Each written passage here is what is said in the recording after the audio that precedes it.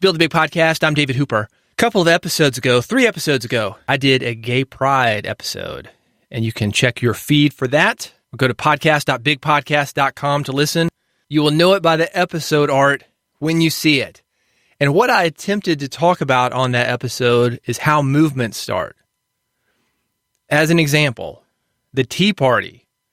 I'm in Nashville, Tennessee, the buckle of the Bible Belt. That is a movement. And I saw a guy in a truck as I was going to the gym. It was a dually truck. If you're not familiar with that term, those are the ones with the double wheels in the back, so you can carry a really heavy load. And in the bed, he didn't have a heavy load. He had a Don't Tread on Me flag flying. And there was a sticker for InfoWars. And there was a right-wing license plate. And I told that story because occasionally you see somebody like that. I'll probably see somebody like that, I don't know, a few times a week. And again, I'm in the buckle of the Bible Belt in Tennessee. But you don't see a lot of people like that. Not the guys that are dressed in red, white, and blue. You don't see MAGA hats. You don't see Build the Wall t-shirts. But obviously, when you look at election results, you will see that a lot of people vote in the same way that this guy did. You've got a dude who's literally flying the flag, and a lot of people who sympathize with him, but aren't going to be that bold about it. That was the point that I wanted to make. Same for gay pride.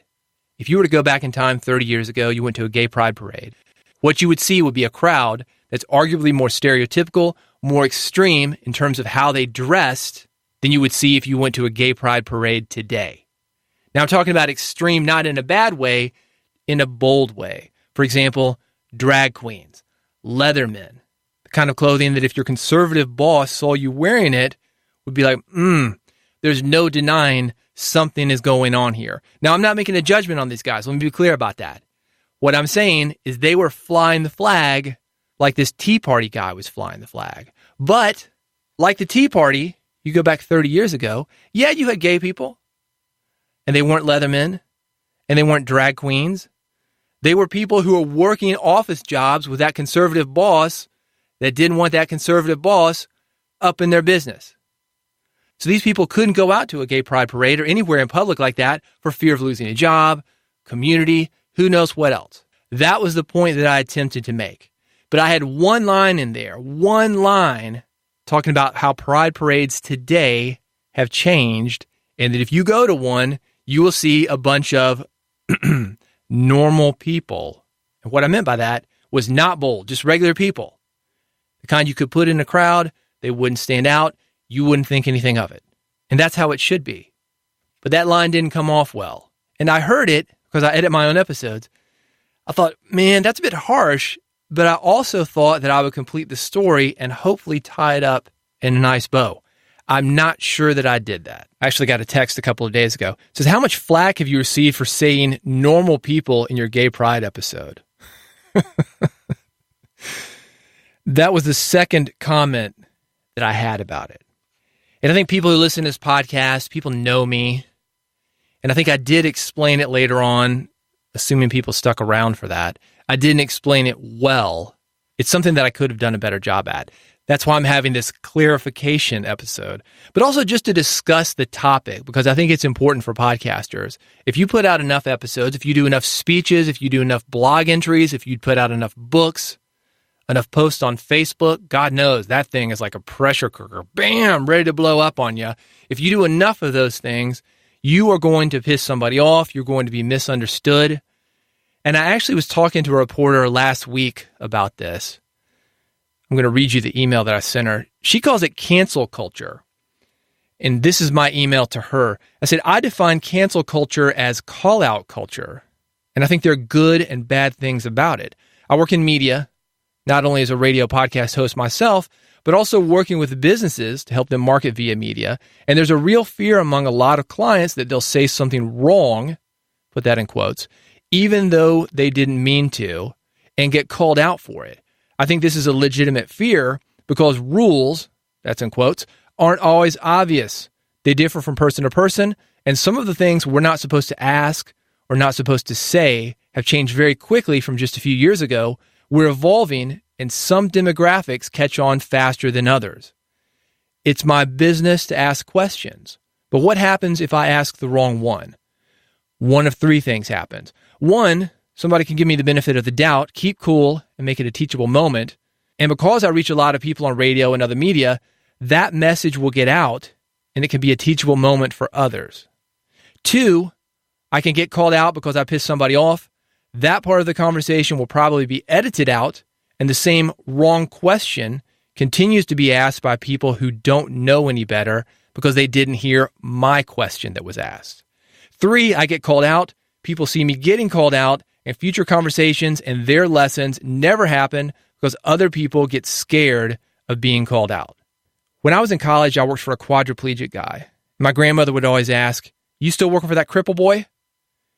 That was way after cripple was appropriate to use. Nobody wants to be inappropriate like my grandmother, but she didn't know. And how would she improve without a rational and two-sided conversation? The solution to this cancel or call-out culture, if you want to call it that, is for us to remain calm and listen to each other. That's what my friend did when he sent me that text. Gay guy, known him for a long time, cool guy, he knows me, I know him. He didn't take any offense, I didn't take any offense. But he called me out on it in a good way, and that's how you get better. Now, I think there's a big difference between trying to be offensive and speaking your truth.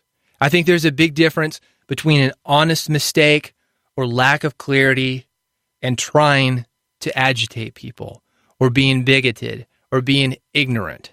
I'm certainly not saying that you should go out and try to offend people. What I am saying, though, as podcasters, I feel that we have a responsibility to have these discussions, to bring up these topics, to be the ones who aren't afraid of saying what people are thinking and also progressing ourselves and our society in the right direction. So final thoughts on this.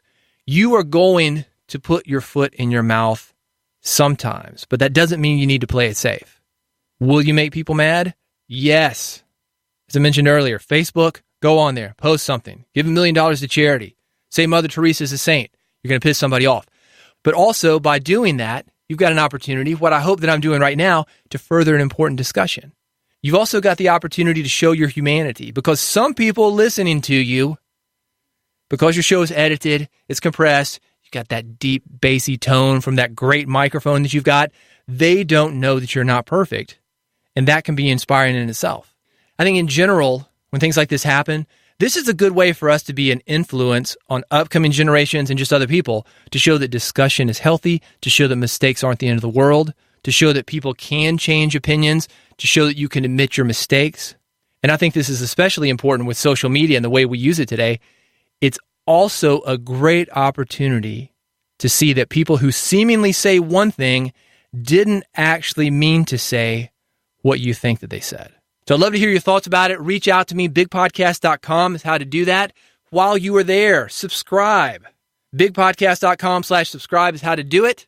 You will never miss an episode. I've got 3 buttons for you, one for iPhone, one for Android. If you want an RSS feed, I can hook you up with that. Get this podcast wherever you want to. BigPodcast.com/subscribe. Thank you so much for listening to Build a Big Podcast, and I will see you on the next episode.